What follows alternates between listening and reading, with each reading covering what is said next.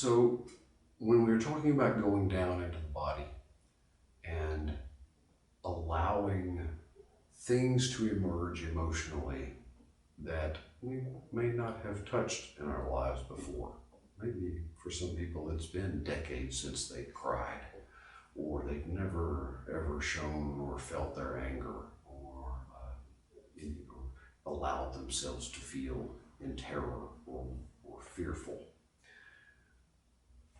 What I find are the things that prevent that getting better always come down to two big fears.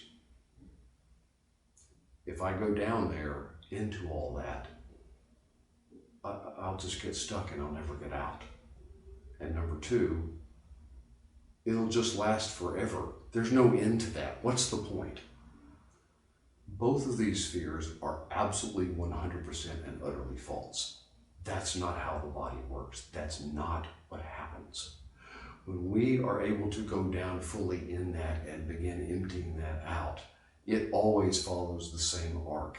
It rises like a crescendo. It gets somewhat intense sometimes, or it just keeps on emptying and emptying, and then finally it finishes. And if we stick with it and stick with it until it feels empty, we come out the other side feeling better, having clearer thinking, being in a more centered state, and experiencing more joy that's underneath all that. We don't get stuck, and there's only a finite amount. It's like an old gas can that we carry around with us. And sometimes there's triggers in life. A match gets lit and there's an explosion. We tend to blame the match and whoever lit the match.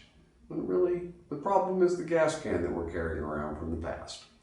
The more that we are emptying out that gas can, the lighter it gets, the cleaner it gets, and there's less to activate, and then it becomes just a match, and we can deal with that. So it's really about our emptying process, and there's only a finite amount, and we don't get stuck when it's safe and we have support.